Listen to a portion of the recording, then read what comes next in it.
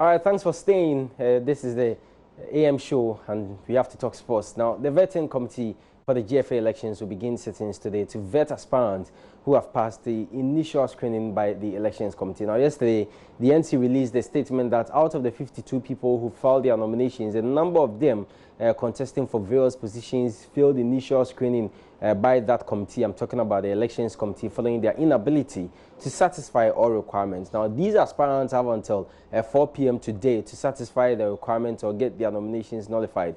Nana Yamponsa is an aspirant, one of the 7 aspirants for the GFA presidency. Yesterday, he was here on pause, and he is a Far Rangers CEO, and he talks about his disappointment in some of his competitors, most of whom were part of the previous administration, are still making promises rather than highlighting the achievements. I believe I've demonstrated enough ability, I've demonstrated enough vision and commitment to that vision. I was expecting, you know, when I launched my manifesto as far back as 2017, many of today's aspirants said that we don't run Ghana football with manifestos. And this week we have been inundated with a lot of manifestos. I am moving a notch higher to start implementing at least 10% of my manifesto. I believe that it's not just about manifestos, it's about commitment to the vision that you have. So I am my own threat. If I continue to, do what I'm doing, I don't see anybody surpassing me.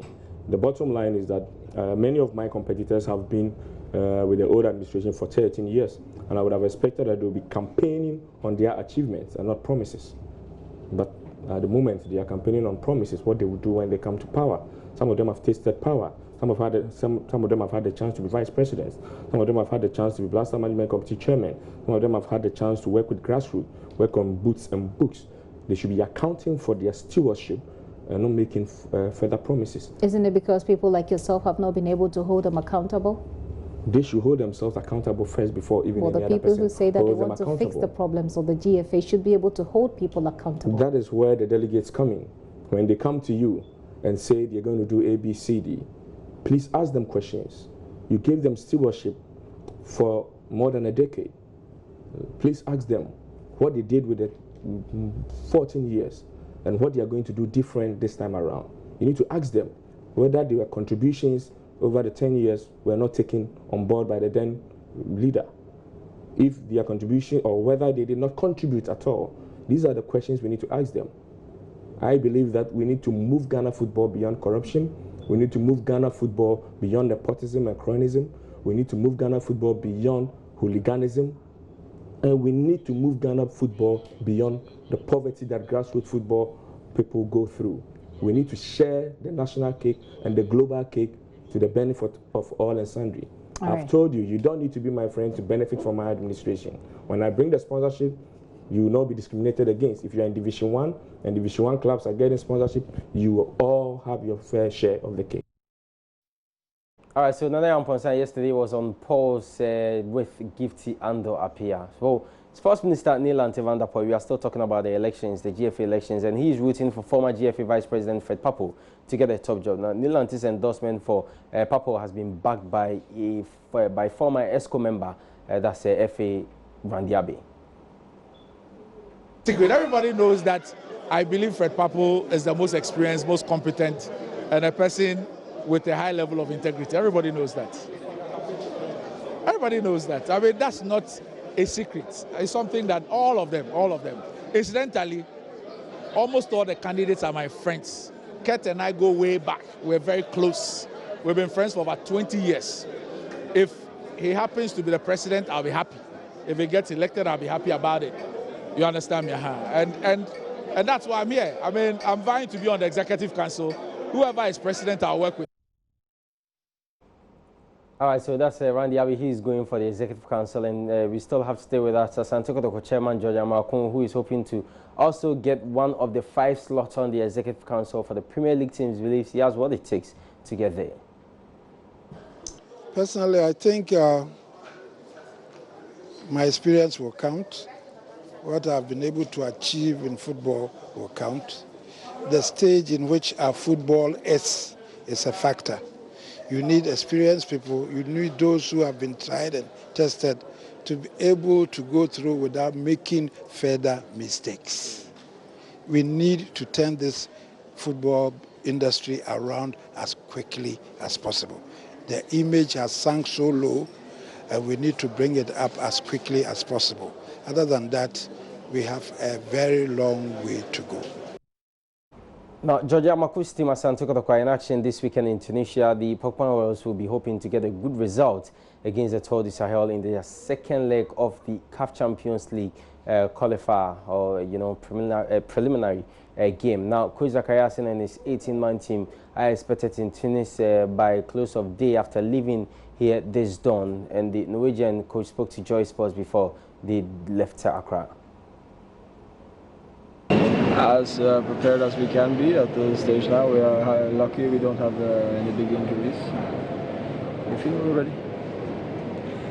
And judging from what the boys did in Kumasi, are you very confident that we will deliver a very good result in Tunisia? We're going to play our game, and hopefully that is good enough.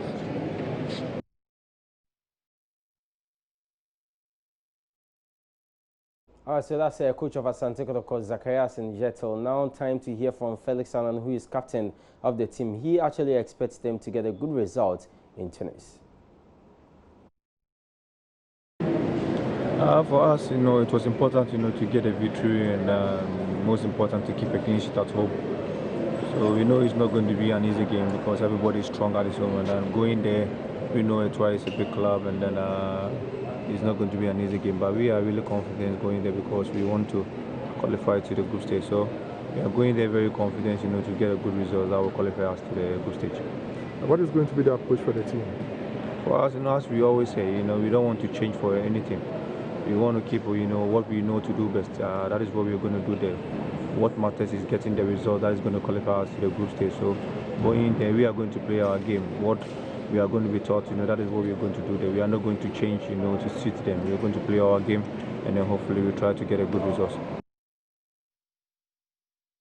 Well, away from Asante Kotoko, Ashanti Gold have touched down in Egypt, waiting to connect to Morocco for their game against RS Berkane. After a tough game at the Obuasi and Clay Stadium, which ended 3-2, the Miners must go there and get a good result to progress to the next round of the CAF Confederation Cup. So now time to focus on the EFL Cup. What happened last night in some of the games that were played? Manchester United needed penalties to beat neighbours Rochdale in the Carabao Cup third run on the 10th night at Old Trafford. Now, Mason Greenwood put United ahead with a low strike, but 16-year-old Luke Matheson smashed home a famous equaliser 14 minutes from time for League One, Rochdale to force penalties.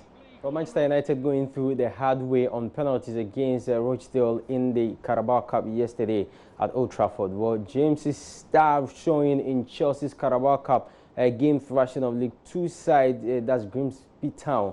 It's just the start for the teenager, says Frank Lampard, who is manager of Chelsea. Now, James, who is 19 years, set up Michi Batshuayi in the 7th minute before his superb cross was tapped in by Kurt Zuma. He had then scored Chelsea's 5th late goal in the second half before Batshuayi slotted home his second goal. Of course, and it was a comprehensive win for Chelsea as they progressed to the next round of the EFL Cup, also known as the Carabao Cup. Liverpool won their game against MK Dons by 2-0, also through to the next round. So the fixtures for the next round will definitely bring you when you join us on Sports Today. But the top liner in the next round will be that game involving Chelsea and Manchester United. Also, there is Liverpool, Arsenal in the Manchester City will come up against Southampton. We'll bring you the full fixtures when you join us at 2 on Sports Today. But before I take leave of you, Manchester City manager Pep Guardiola has defended Bernardo Silva after the Portuguese midfielder was accused of racism. Now, the player posted a photo on Twitter believed to be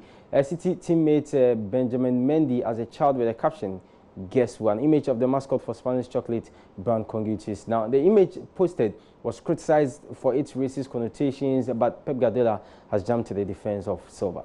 All right, so Pep Guardiola defending Bernardo Silva there. More of this plus other stories to come when you join us at 2, our major sports bulletin on this platform. My name is Benedict Osu. Thanks so much for your company.